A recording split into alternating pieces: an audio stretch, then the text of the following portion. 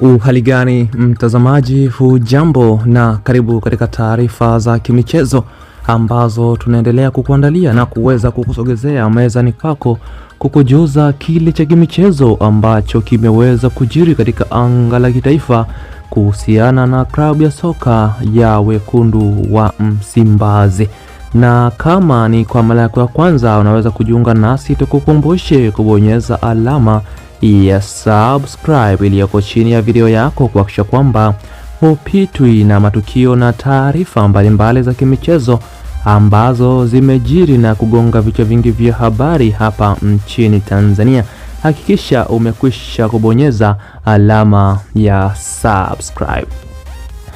Bwana, siku za hivi karibuni kuliweza kuzuka mtafaruku mkubwa ndani ya klabu ya soka ya Wekundu wa Msimbazi, huku mashabiki wa klabu hiyo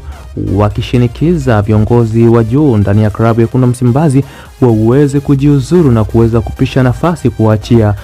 wawekezaji wengine, ambapo migogoro hiyo ilitokana na kutokufanya vizuri kwa klabu ya soka ya Wekundu wa Msimbazi katika anga la kimataifa, kombe la mabingwa barani Afrika, ambapo huku usajili wa klabu ya Wekundu wa Msimbazi ukishutumiwa kushinikiza viongozi waweze kujiuzuru. Miongoni mwa kiongozi ambaye mashabiki wengi wa soka hapa nchini Tanzania waliweza kuhitaji kiongozi huyu aweze kujiuzuru ni Murtaza Mangungu, mwenyekiti wa klabu ya soka ya Wekundu wa Msimbazi, ambaye ameongoza kwa kipindi kirefu zaidi mpaka kufikia hivi sasa zaidi ya miaka mitatu ndani ya klabu ya soka ya Wekundu wa Msimbazi, huku mashabiki kama GB64 pamoja na wengine wakishinikiza mwenyekiti huyu hawezi kujiuzuru kutokana na hujuma ambazo waliweza kuzitaja wao. Na kuna tukio ambalo tuliweza kulishuhudia katika mchezo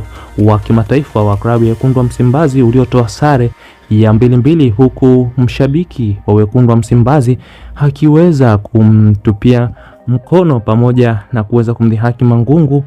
kitu ambacho kilipelekea viongozi wengi ndani ya klabu ya Wekundu wa Msimbazi kuweza kupata tafaruko. Lakini kutokana na matukio hayo, klabu ya Wekundu wa Msimbazi wameweza kujiweka vyema katika usajili wa dirisha dogo msimu huu 2026-2027, ikiwa ni msimu ambao Wekundu wa Msimbazi wameweza kufanya usajili wa maana kweli kweli. Na taarifa kamili zinaeleza kwamba mwenyekiti huyo wa klabu ya soka ya Wekundu wa Msimbazi, Murtaza Mangungu, ameweza kufanya maboresho ndani ya klabu ya soka ya Wekundu wa Msimbazi pamoja na management nzima kwa ujumla juu ya mambo ambayo mashabiki walikuwa wakiyapigania, ikiwemo utoaji kadi za wanachama ndani ya klabu ya soka ya Wekundu wa Msimbazi, na akieleza kuwa utaratibu huo utaanza Machi 26 mwaka 2026 kuweza kugawa kadi za wanachama